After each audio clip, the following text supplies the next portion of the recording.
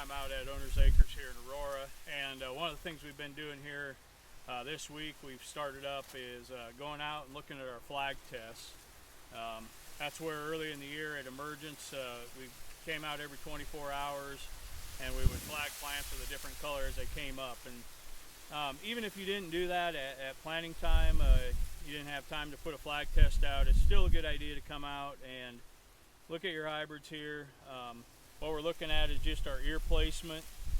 As far as the nodes, ideally we'd have these all pretty much primarily on the same node. You can see, we have some that are node lower. This looks like the primary node, and then we have some that are a little higher. But by stripping back plants, do this on 10 to 20 plants, but it'll give you an idea. Number one, where's your ear placement? Number two, just how consistent are the ears. When we look through here, we've got real consistent ear size, but we do have this one plant here, that's got the run ear on it. Sometimes maybe they're a half ear. In this case, this plant obviously got stressed. We have a smaller stalk diameter. Something happened to that plant either through the course of the year or else he emerged really late. So just gives you an idea. We see quite a bit of difference, between whether or not you're planting a fixed ear hybrid or something with a little more flex. But what we're really looking for is, how did we fill out tips? How consistent are those ears? A lot of our yield comes from just consistency. It's nice to have a big ear every now and then, but we really like a lot of those ears to be pretty consistent and uniform. So just something we're doing. We're harvesting a lot of these. For those of the guys that are in our Yield Advantage program, we're out grabbing ears this week and next week. We weigh each individual ear just to get a reading on them. We had a field yesterday with a lot of big ears that were over 400 grams, so we're pretty excited about some of the yield potential. It gives us a good glimpse at what we might expect for yields. But something for guys to do now.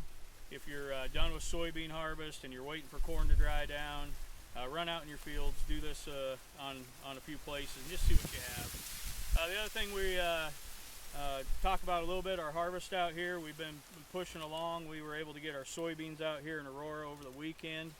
So we're kind of in a waiting mode here, waiting for the dryland corn to drop a little bit. Hopefully we'll be out there today or tomorrow. Irrigated corn still testing 25, 26 moisture, so it'll be a week or two before we get into corn. So one of the things we'd also like to mention here today, if you haven't had a chance to download the Aurora Co-op app, one of the things that's real handy as we're harvesting Owner's Acres is just the ability to see live scale tickets. We had some beans that we were questioning what the moisture was on. We have a yield monitor, we were pretty dialed in, but we hit some green pods.